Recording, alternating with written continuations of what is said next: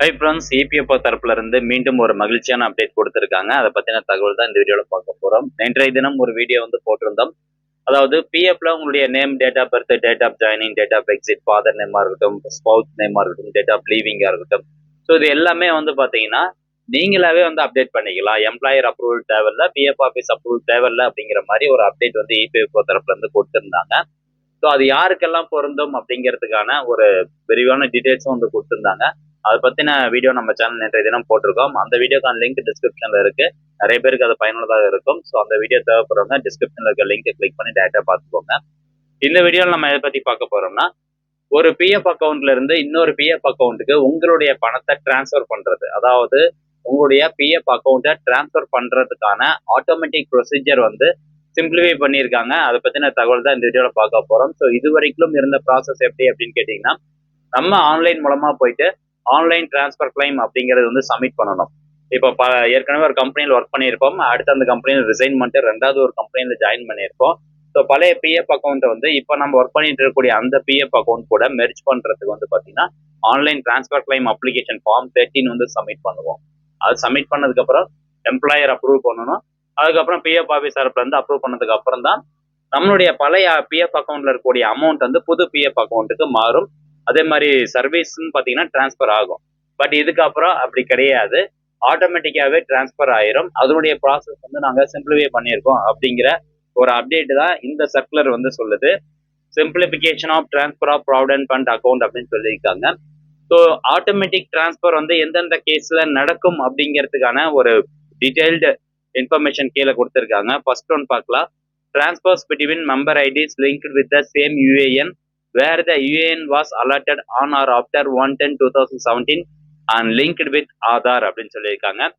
அதாவது ஒரே யூஏஎன்ல multiple member ID, multiple கம்பெனியில் ஒர்க் பண்ணீங்கன்னா மல்டிபிள் பிஎஃப் மெம்பர் ஐடி இருக்கும்.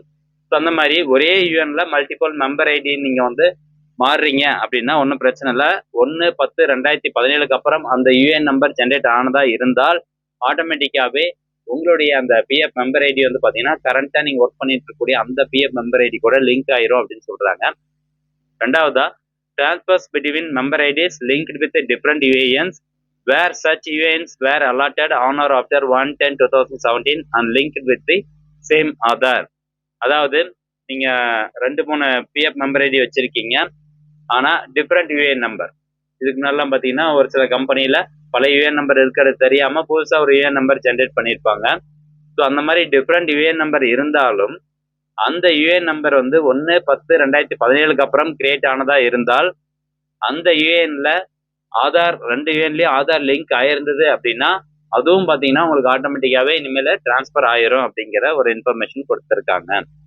மூணாவதா பாருங்க, transfers between member IDs linked with the same UAN where the UN was allotted prior to 1/10/2017 is linked with Aadhaar and the name, date of birth, gender are identical across the member IDs.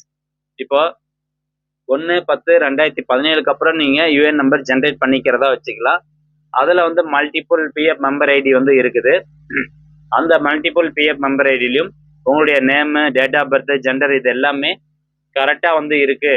ஒரு கம்பெனியில இருந்த டேட்டாவும் அடுத்த கம்பெனியில இருந்த டேட்டாவும் கரெக்டா இருக்கு அப்படின்னா ஒன்றும் பிரச்சனை கிடையாது. அது 1/10/2017 முன்னாடி இருக்கக்கூடிய யூஏஎன் நம்பரா இருந்தாலும் இப்போ உங்களுக்கு ஆட்டோமேட்டிக்காவே டிரான்ஸ்ஃபர் ஆயிரும் அப்படிங்கிறத சொல்லியிருக்காங்க. நாலாவதா பார்த்தீங்கன்னா, transfers between member IDs linked with different UANs where at least one of the UANs was allotted prior to 1/10/2017 is linked with the same Aadhaar. Okay, இப்போ மல்டிபிள் மெம்பர் ஐடி உங்ககிட்ட இருக்குது. அதே மாதிரி 2-3 யூஏஎன் நம்பர் இருக்குது.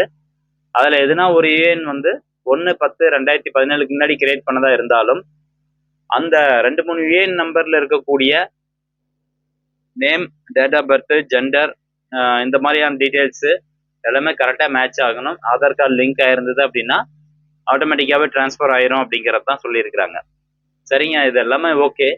என்னுடைய யூஏஎன் நம்பர் ஆதார் பேஸ் பண்ணி இன்னும் activate பண்ணல, ஆதார் கார்டு இன்னும் லிங்க் பண்ணல அப்படின்னா உங்களுக்கு ஆட்டோமேட்டிக்கா டிரான்ஸ்ஃபர் ஆகாது. நிறைய பேருக்கு இருக்கக்கூடிய ஒரு டவுட்டு, எனக்கு இன்னும் டிரான்ஸ்ஃபர் ஆகல அப்படின்னு. பட் இந்த கண்டிஷன்ஸ் எல்லாமே மேட்ச் ஆயிருந்தா மட்டும்தான் உங்களுக்கு ஆட்டோமேட்டிக்கா டிரான்ஸ்ஃபர் ஆகும்.